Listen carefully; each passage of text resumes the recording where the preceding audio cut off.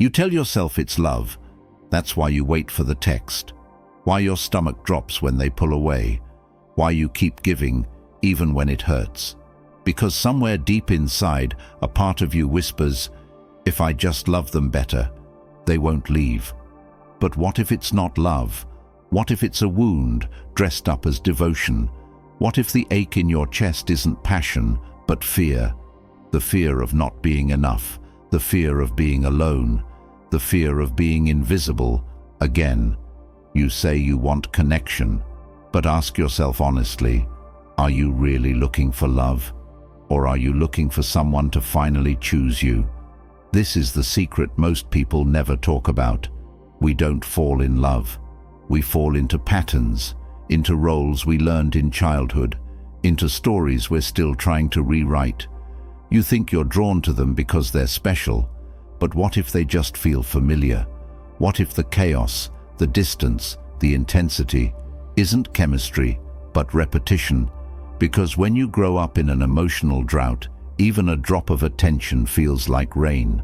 You'll chase the storm, call it love, and drown in it, over and over again. This isn't judgment, this is clarity.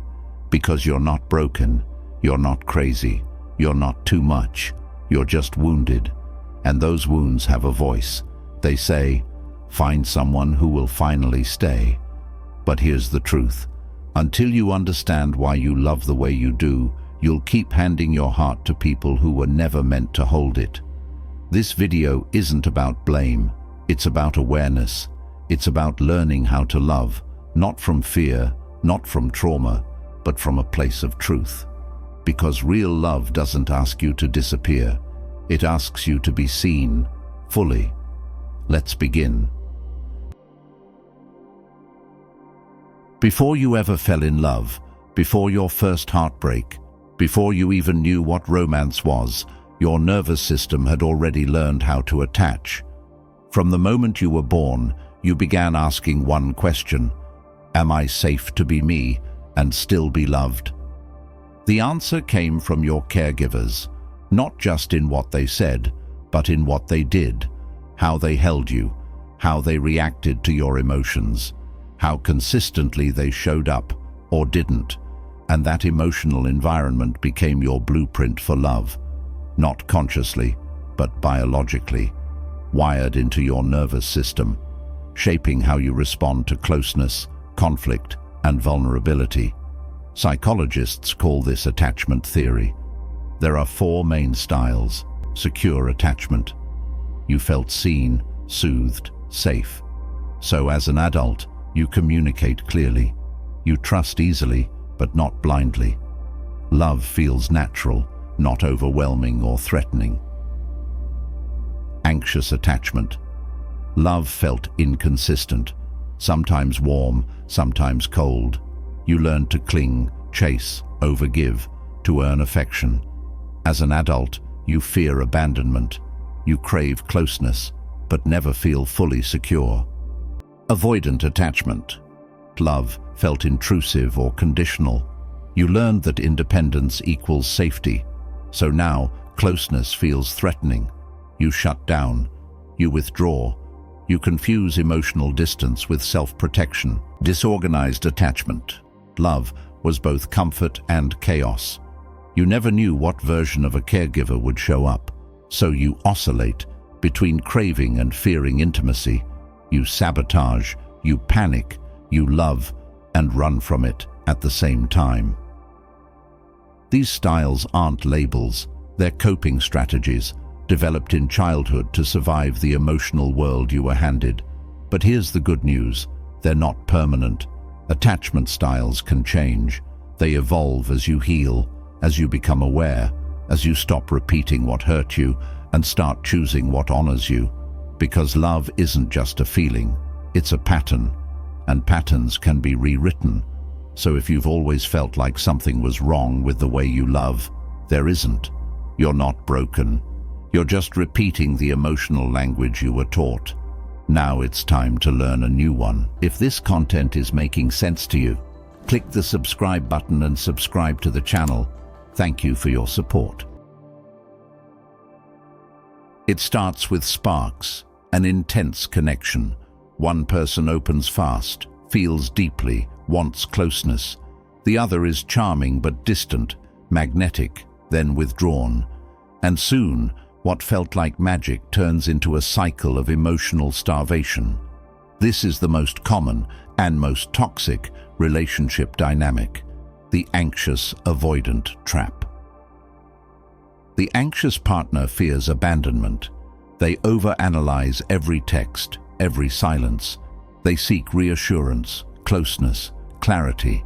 The avoidant partner fears engulfment. They crave connection, but the moment it gets real, they pull away. They need space, control, emotional distance. It's not a match, it's a mirror.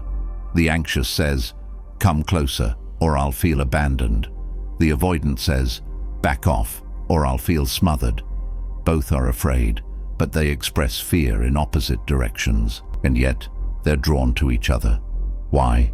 Because on a nervous system level, they fit. Not because it's healthy, but because it's familiar. It recreates the emotional inconsistency of early attachment. The anxious person sees the avoidant as a challenge. If I can just make them stay, I'll prove I'm lovable. The avoidant sees the anxious person as intensity. They love me too much, and that's dangerous. So they trigger each other endlessly, pursue, withdraw, beg, ignore, cling, distance. And every time the avoidant pulls away, the anxious person blames themselves. And every time the anxious person panics, the avoidant retreats further. It's not love. It's a nervous system tug-of-war. And here's what no one tells you. This dynamic feels like passion, but it's actually trauma. The highs are so high, the lows so low, you confuse anxiety with desire. You mistake survival instinct for chemistry. Breaking this pattern isn't about fixing the other person. It's about becoming aware of your own role. If you're anxious, your worth doesn't depend on someone's ability to stay. You don't have to chase to be chosen. If you're avoidant, closeness isn't danger. You can be known and still be safe. The goal isn't to become perfect. It's to become secure, to stop playing the roles and start being real. Because real love doesn't feel like a war. It feels like peace. You say you want love, but pause and look deeper. Do you want to be loved, or do you want to be chosen? Because there's a difference, and it's the difference between peace and obsession, between truth and self-abandonment, between love and validation addiction. Love is connection. Validation is performance. Love says, "I see you." Validation says, "I approve of you for now." And when we grow up feeling unseen, unloved, or conditionally accepted, we learn to equate love with proof. Proof that we matter, proof that we're enough, proof that we exist. So we enter relationships not to connect, but to correct the past. We look for people who resemble the ones who wounded us, hoping this time we'll win their love. But what we're really doing is handing our heart to someone and whispering, "Please tell me I'm lovable." And when they don't, when they withdraw, criticize, or ghost, we don't just feel hurt, we feel erased, because we weren't chasing a person, we were chasing resolution. This is why you stay too long, why you try too hard, why you keep hoping they'll finally see your worth, even when you're drowning. You're not in love, you're in a loop. And the loop says, if I can get them to love me, maybe I'll finally be enough. But here's the truth. No one can give you the love you've denied yourself. No relationship will fix the childhood wound you refuse to face. No amount of chasing will satisfy a need for inner wholeness. So ask yourself, are you choosing love or seeking a high? Are you being real or just trying to be wanted? Because until you stop needing someone else to validate your existence, you'll confuse intensity for intimacy and pain for passion. Healing begins the moment you stop chasing proof and start giving yourself the love you've been outsourcing. You are not here to convince anyone of your worth. You are here to remember it, to embody it, to protect it. That's not the end of love. That's where real love begins. You tell yourself it's love, but you can't breathe without them. Your joy depends on their mood. Your worth depends on their attention. And when they leave, you feel like nothing is left of you. This isn't love. This is emotional dependency, a quiet, invisible addiction to someone else's presence, approval, and energy. And it's more common than we admit. Because deep down, many of us were never taught to be whole. We were taught to attach, to bond, to belong at any cost. And when we didn't get consistent love as children, we learned to survive by clinging, even when it hurt. So now, as adults, we confuse being alone with being unsafe. Not because solitude is painful, but because it echoes something deeper: abandonment. When your emotional survival once depended on the people around you, being alone doesn't feel like stillness. It feels like danger. That's why you stay in toxic relationships. That's why you accept breadcrumbs and call it a meal. That's why walking away feels like death. Not because you love them, but because they became your mirror. You don't know who you are without them. But here's the truth. Love should never require you to disappear. You don't need someone to complete you. You need someone who meets you fully, clearly, respectfully, because you are not half of anything, and anyone who makes you feel that way is not love. They're a habit. Healing emotional dependency doesn't mean you'll never want connection. It means you stop needing it to survive. You become safe in your own presence. You learn to self-soothe. You begin to see solitude not as abandonment, but as return. A return to your own voice, your own worth, your own wholeness. Because if love requires you to betray yourself, it's not love. It's a coping mechanism. And if being alone terrifies you, then it's the very medicine your soul is asking for. If you grew up with chaos, inconsistency, or emotional neglect, peace feels suspicious, stability feels boring, and real love, it feels unfamiliar. Because when you're used to chasing, being met feels unsettling. When you're used to walking on eggshells, consistency feels dull. When you're used to proving your worth, being accepted without effort feels like a trap. But that is exactly what secure love looks like. Secure love doesn't feel like adrenaline. It feels like rest. It's not fireworks. It's a steady flame, warm, constant, safe. It doesn't spike your anxiety. It calms your nervous system.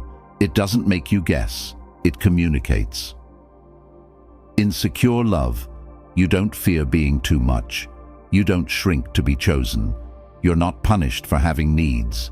You don't feel like you're auditioning for affection. Instead, you're encouraged to speak honestly. Your emotions are held, not judged. Boundaries are respected, not manipulated. Your connection grows through conflict, not despite it. Because secure love isn't the absence of difficulty, it's the presence of safety within it. This kind of love doesn't just happen. It's built by two people who have done the inner work, who show up for themselves first, so they can show up for each other without projecting old wounds. And if you've never experienced it, you might reject it at first. You might self-sabotage.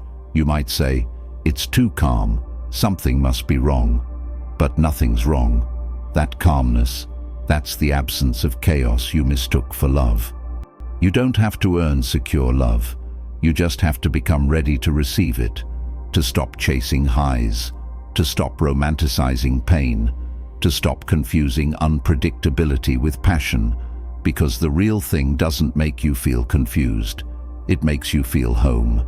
And the greatest irony, the moment you stop settling for the kind of love that wounds you, you become ready for the kind that heals you. You can't heal your heart by waiting for someone else to do it. No one is coming to reparent the child inside you. No partner can rescue you from the wounds you refuse to face, but you can. Because love isn't just something you receive, it's something you learn to give, especially to yourself. Healing your attachment wounds doesn't mean becoming perfect. It means becoming safe for yourself and eventually for someone else. It starts with awareness. You begin to notice when you're not reacting to the present, but reliving the past. When your fear of abandonment isn't about your partner being late, it's about a parent who forgot to show up. When your avoidance isn't about needing space, it's about fearing what might happen if someone truly sees you.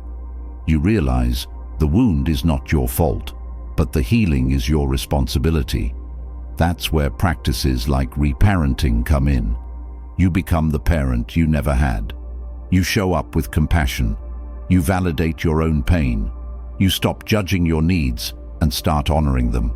You speak gently to yourself in the moments you used to spiral. You learn to say, "I'm scared, and that's okay, but I'm here now. I've got me." You also begin building secure habits, communicating openly, even when it's hard, taking emotional responsibility, respecting boundaries, yours and theirs, practicing vulnerability without collapsing into need. You stop loving from your wound and start loving from your wholeness. And no, it doesn't happen overnight. There will be relapses, moments when the old pain roars louder than the new wisdom. But that's okay. Healing is not linear. It's a spiral. You return to the same place, but each time you're stronger. The love you're looking for begins with how you treat the parts of yourself you used to abandon. The anxious part, the avoidant part, the scared, small, sensitive part. You don't need to fix them. You just need to stay. Because the moment you do, you stop searching for someone else to make you feel safe. You become that safety. And that's when real love becomes possible. Real love doesn't arrive like a lightning bolt. It doesn't crash in, fix everything, and leave you forever changed. It's not something you find once and then hold on to with white knuckles. Because love is not a prize, it's a practice. It's not about intensity, it's about consistency. It's not about butterflies, it's about safety. It's not about being chosen, it's about choosing again and again, even when it's hard. Love is how you speak when you're angry, how you listen when you're tired, how you hold space when someone else is unraveling. It's how you treat yourself in the silence after the argument, with softness instead of shame. Love is responsibility. It's truth-telling. It's owning your patterns and refusing to let them own you. And most importantly, love is a mirror. It will show you where you're still hiding, where you're still hurting, where you're still hoping someone else will do the work for you.